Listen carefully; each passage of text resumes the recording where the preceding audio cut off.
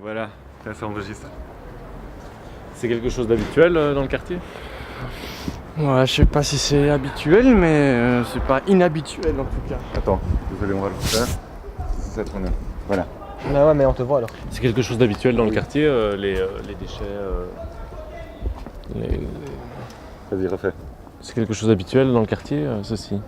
Bon, il y en a pas tout le temps autant que là, mais parce que parfois on se met là, mais bon, c'est pas inhabituel quoi, ouais, ça arrive parfois.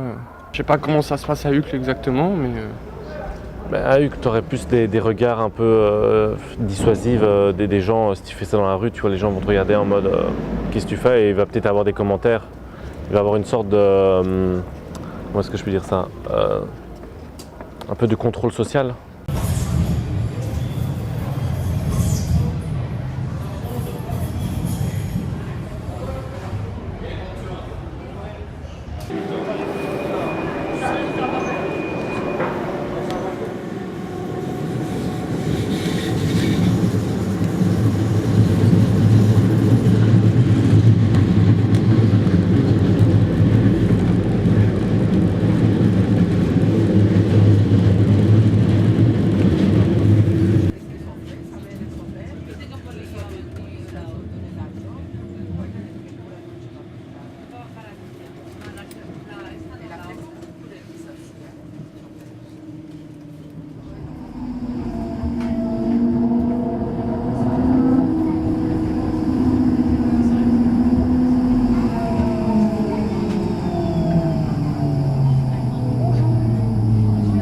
ils vont se demander ce qui se passe. Ah, on est filmé.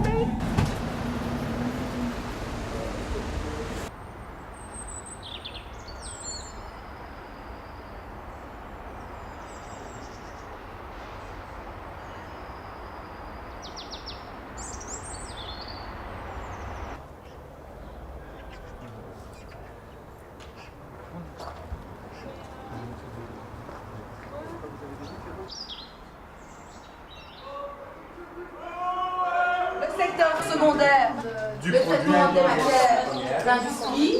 Je ne suis pas sûre que quelqu'un aille dans ce secteur. Par contre, vous allez beaucoup être dans le secteur tertiaire. Vous savez ce que c'est le pointage? Moi je sais, avant dans les mines. Avant dans les mines. Oui, mais il y a encore du pointage. Hein.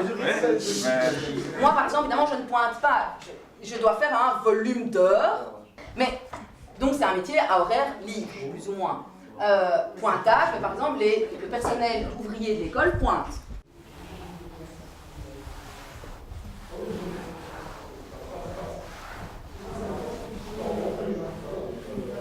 J'habitais au Brésil à longtemps et maintenant j'habite ici en Belgique. Et donc j'ai un copain qui travaille dans cette école aussi et il m'a présenté à l'école pour travailler quand même et je suis là. Et direct, tu as accroché à cette école et à sa méthodologie de travail, c'est ça? Oui, c'est ça. C'est très bien. C'est bien. Et le Brésil te manque pas des fois Ah oui, mes parents sont tous là-bas. Ouais, c'est ça.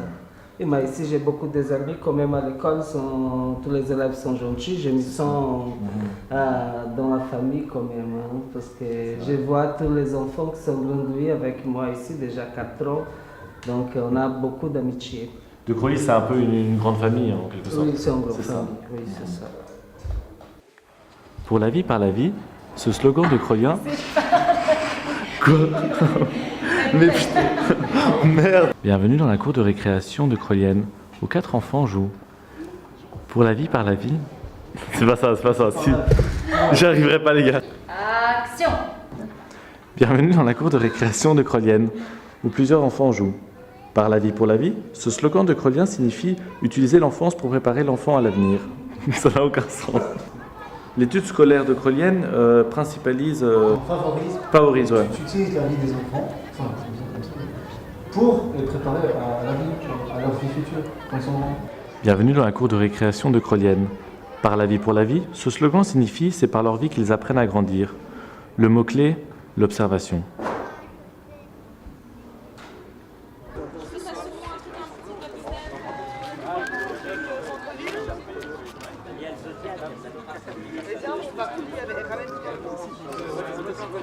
Je trouve ça un peu ironique. Après, Ouais, ça en dit long, mais tout est dit dans la phrase. Donc, Peut-être qu'en fait, il voulait pas dire reste chez toi, mais allons manger chez toi, ou je sais pas. Tu penses que les bourgeois accueillent les gens pour... C'est peut-être, j'en sais rien, mais c'est juste qu'il y a écrit resto. Peut-être.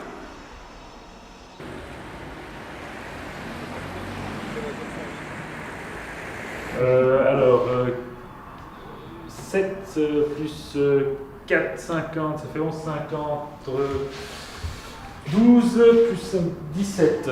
Ah voilà. Ça va pas cher.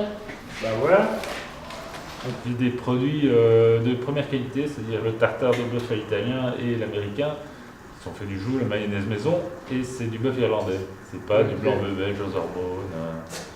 C'est de l'élevage extensif. Donc c'est important de savoir que le poulet n'a pas trop souffert.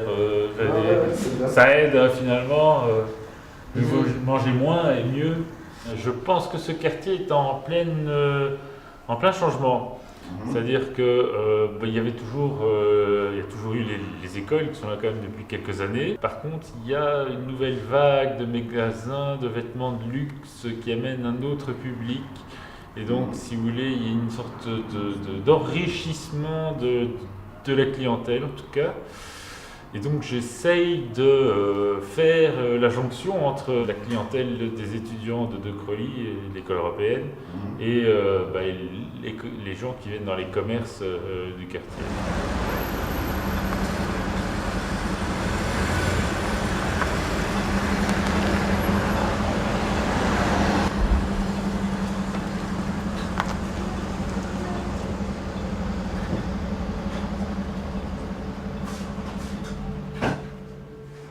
Est-ce que vous aimez votre métier? Ah oui, effectivement. Et ça fait 15 ans bientôt. Donc, ouais, non, c'est un métier qui est passionnant. Parce qu'on rencontre beaucoup de gens de toutes provenances différentes, que ce soit des étrangers ou des Belges, des ouvriers comme surtout à Uccle, des gens qui sont milliardaires. Faire respecter les lois, ça c'est notre métier. Donc c'est justement aider à ce que la démocratie puisse être appliquée et se développer même. Correspondance plus 48, 54. Connection buses 48 to 54.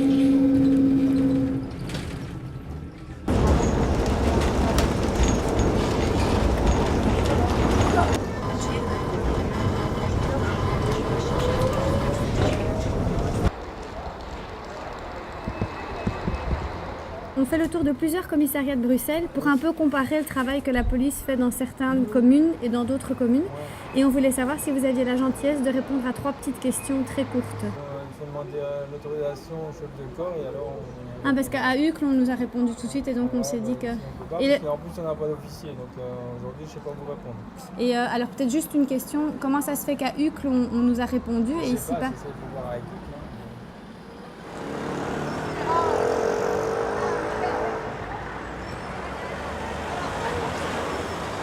Je pense pas que le quartier soit dangereux ou enfin plus qu'un autre. Il y a peut-être plus de éventuellement plus de faits violents ou décrits différemment qu'à Uccle, mais en règle générale, je pense qu'ici il y a que des familles qui vivent et c'est pas très différent d'ailleurs. Peut-être parce que c'est plus populaire, qu'il y a plus d'ethnies différentes, je sais pas. Ça fait peur aux gens, je sais rien. Par le côté comme ça, vous allez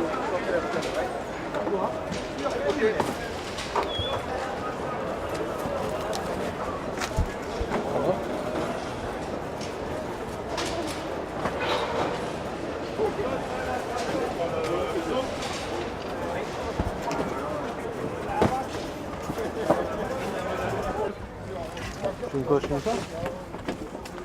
Voilà.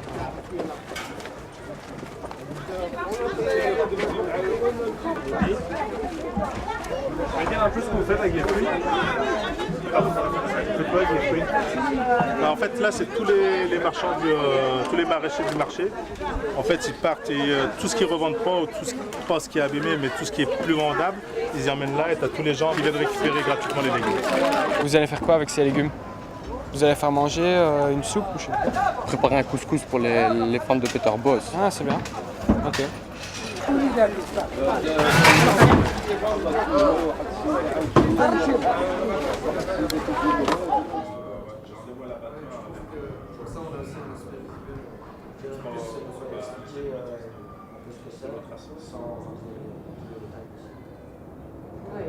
C'est quoi encore le slogan de Solidarité?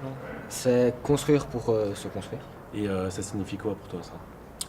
Ça signifie énormément de choses, du fait que avant que je vienne à Solidarité, j'avais un peu abandonné tout. Du fait d'être venu à Solidarité, de travailler ici, ça m'aide ça m'aide dans la vie, ça m'apporte énormément de choses et voilà quoi. Ça fait combien de temps que tu es à Solidarité? Depuis septembre, fin septembre. Et c'est quelque chose qui te porte pour l'avenir quoi du coup? Ouais. Longtemps où j'ai rien foutu, donc ça me sort de chez moi, je rencontre des gens plus jeunes que moi la plupart du temps, mais à l'extérieur on rencontre tout un type de public et c'est chouette. Et C'est enrichissant. Pourquoi est-ce que tu es venu ici pour sortir de chez toi? Surtout parce que j'avais le CPS sur le dos, enfin. Mais j'aurais pu aller ailleurs et c'est ici que j'ai choisi parce que j'aime bien faire du volontariat, l'humanitaire ou le social, c'est ce dans quoi j'aimerais travailler dans un monde idéal, mais bon. Dans les faits, c'est différent, mais. Donc voilà. Mais c'est surtout parce que j'avais le CPS sur le dos au début. Et il y a un slogan à Solidarité, c'est... Construire pour se construire. Construire pour se construire, voilà. Et pour toi, ça signifie quoi? Je sais pas. Avant aujourd'hui, je l'avais pas retenu en fait ce slogan, donc j'ai pas vraiment eu le temps d'y réfléchir. Mais, se construire, ouais, c'est important. Donc maintenant, ouais, ça me dit pas grand chose en fait. Ok.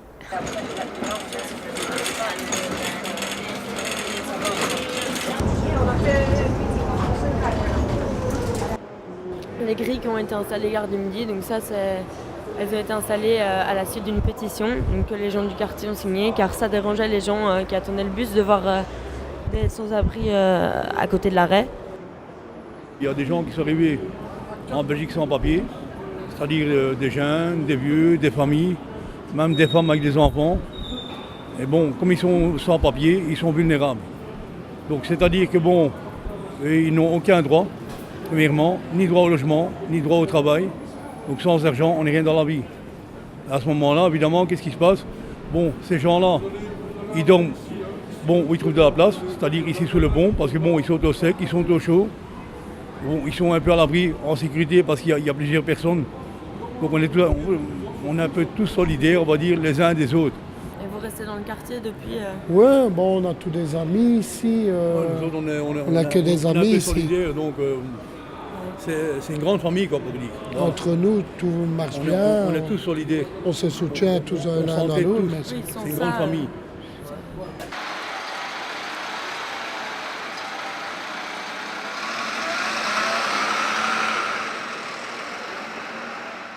Moi, je ne comprends pas. Hein. Un pays comme la Belgique, qui est la capitale de l'Europe, on ne fait rien pour les sans-abri. Où sont les droits de l'homme? Où est la démocratie dans ce pays? Je vous pose la question. Donc, selon vous, il n'y en a pas? Ben non, il n'y en a pas du tout. Je suis désolé. C'est peut-être quelque chose qui est sévère de ma part, mais c'est une réalité. Du moment qu'on n'aide pas les gens qui sont dans le besoin et qu'on chasse les gens d'un coin à l'autre, et quand je vois ça se multiplie, les sans-abri, même des familles avec des enfants, je suis désolé, on doit aider ces gens, mais pas les chasser.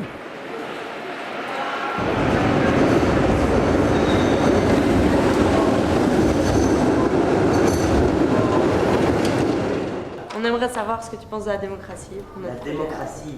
Eh ben, pour moi, la démocratie, c'est être libre de pouvoir faire ce qu'on veut tant que ça n'affecte pas les autres. Mais je trouve que la Belgique n'est pas en démocratie pour l'instant parce que nous ne pouvons rien faire pour changer les choses et cela ne va pas.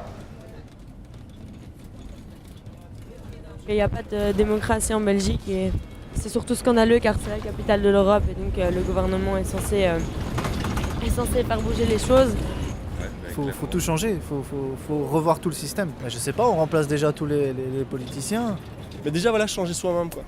La première chose à faire, c'est pas attendre qu'un gouvernement nous dise tiens, vas-y, il faut faire ça, il faut faire ça. Il faut le sentir au fond de soi-même. Donc on bouge nos culs. Et comment on fait?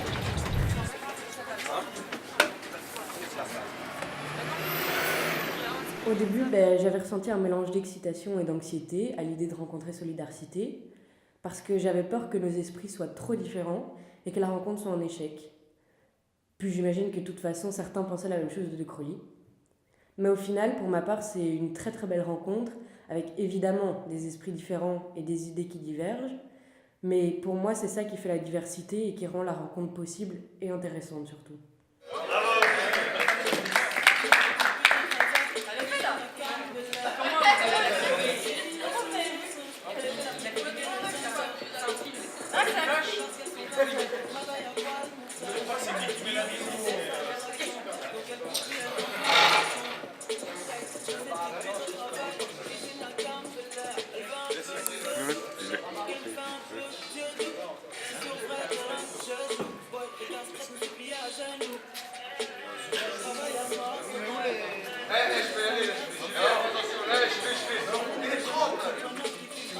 On remballe?